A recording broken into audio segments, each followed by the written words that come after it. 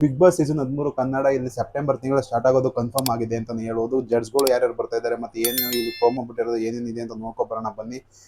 ಎಲ್ಲೋ guys, ಎಲ್ಲರಿಗೂ welcome to ನಿಮ್ಮ YouTube channel Prajwal analysis. ಗುರು last ಪ್ರೋಮೋದಲ್ಲಿ Sudeep ಅವರು ಎಂಟ್ರಿ ಕೊಟ್ಟಿದ್ರು, ಬೇಗನೆ ಬರ್ತಾ ಇದೀವಿ ಅಂತ ಸುದೀಪ್ ಅವರು ಒಂದು ಇಂಟಿಮೇಷನ್ ಕೊಟ್ಟಿದ್ರು ಅಂತ ಹೇಳ್ಬೋದು. ಅದೇ ರೀತಿ ಈಗ ಫಾಲೋ ಬ್ಯಾಕ್ ಆಗಿದೆ ಅಂತ ಹೇಳ್ಬೋದು. ಇದು ನಿಮ್ಗೆ ಎಲ್ಲರಿಗೂ ಗೊತ್ತೇ ಇದೆ, ಕಾಮನ್ ಮ್ಯಾನ್ಗೆ ಬಿಗ್ ಬಾಸ್ ಈ ಸೀಸನ್ ಅವಕಾಶ ಇದೆ ಅಂತಲೇ ಹೇಳ್ಬೋದು. ಎಲ್ಲರೂ ಕೂಡ ಅವರವರ ಶೈಲಿಯಲ್ಲಿ ವಿಡಿಯೋಗಳನ್ನ ಮಾಡಿ ಬಿಗ್ ಬಾಸ್ ಅವ್ರಿಗೆ ಟ್ಯಾಗ್ ಮಾಡಿ ಕಳಿಸಿದ್ದಾರೆ ಅಂತ ಹೇಳ್ಬೋದು.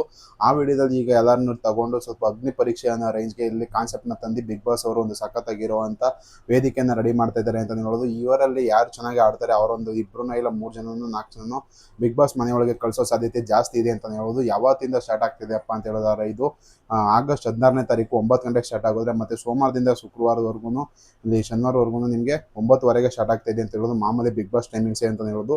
ಇನ್ನು ಆಲ್ಮೋಸ್ಟ್ ಒಂದು 3-4 ತಿಂಗಳು 9ವರೆ ಟೈಮಿಂಗ್ಸ್ ಅಂತೂ ಯಾರು ಕನ್ನಡಿಗರು ಮರೆಯೋಕ್ಕೆ ಚಾನ್ಸೇ ಇಲ್ಲ ಅಂತ ಹೇಳ್ಬೋದು. ಯಾಕಂತೇಳಿದ್ರೆ ಬಿಗ್ ಬಾಸ್ ಒಂದು ಆ ರೀತಿಯಾದಂಥ ಒಂದು ಬ್ರ್ಯಾಂಡ್ ಅಂತ ಹೇಳ್ಬೋದು ಬಿಗ್ ಬಾಸು.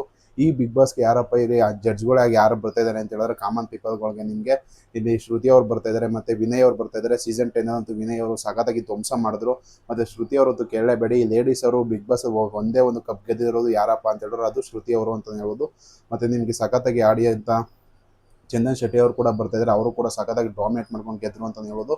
ಮತ್ತು ನಿಮ್ಗೆ ಬರ್ತಾ ಇದ್ದಾರೆ ಸಂಗೀತ್ ಅವರು ಮತ್ತು ವಿನಯ್ ಗೌಡ ಅವರ ಸಖತ್ತಾಗಿರುವಂಥ ಸೀಸನ್ 10 ಕೂಡ ಆಯಿತು, ಚೆನ್ನಾಗಿ ಓಡ್ತು ಆ ಸೀಸನ್ ಅಂತ ಹೇಳ್ಬೋದು. ಇವರು ಕೂಡ ಮೇನ್ ರೀಸನ್ನು.